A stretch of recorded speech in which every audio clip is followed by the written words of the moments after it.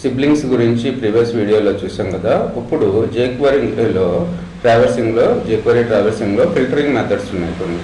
So ఈ filtering methods ఎందుకు use అవుతాయంటే select a specific element and based on its position in a group of elements. So ఇక్కడ చూడండి, ఈ డాక్యుమెంట్లో ఈ డివ్ ఎలిమెంట్స్లో నాకు ఫస్ట్ పారాగ్రాఫ్ ఒక్కటే రావాలి. అసలు డివ్లో ఉన్న ఎన్ని డివ్లు ఉన్నా సరే ఫస్ట్ డివ్లో ఉన్న ఫస్ట్ ఎలిమెంట్ ఒకటే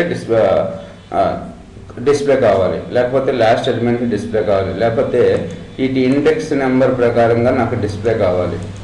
ఓకే, లేకపోతే ఏవైతే క్లాసులు ఉన్నాయో ఇప్పుడు ఇందులో ఈ పారాగ్రాఫ్లో క్లాస్ ఉంది, దీనికి ఒక క్లాస్ ర్యామ్. సో ఇందులో ఒక డేటా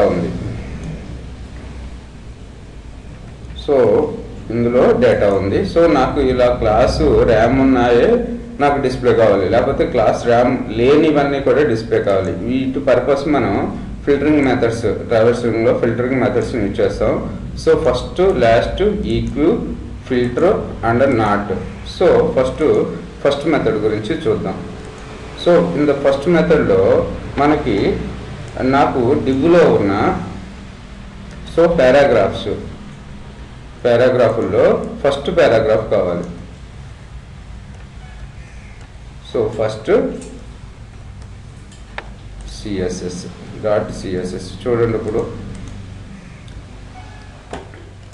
సో డివ్లో ఉన్న first paragraph my name is RAM2. Okay, so అలాగే లాస్ట్ పారాగ్రాఫ్ చూద్దాం.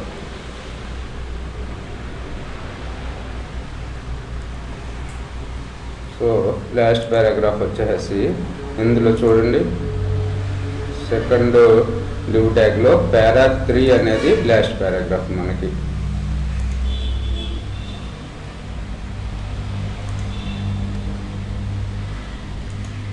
సో para3 ఇక్కడ ఇంకొకటి ఏముంది అంటే ఈక్యూ మెథడ్ ఎందుకు యూజ్ అవుతుందంటే ఇండెక్స్ నెంబర్స్ని బట్టి ఫైండ్ అవుట్ చేయొచ్చు. ఇక్కడ చూడండి, పారాగ్రాఫ్లో ఈక్యూ ఇండెక్స్ నెంబరు 5 ఉన్న ఇండెక్స్ నెంబర్ కావాలి నాకు. ఓకే,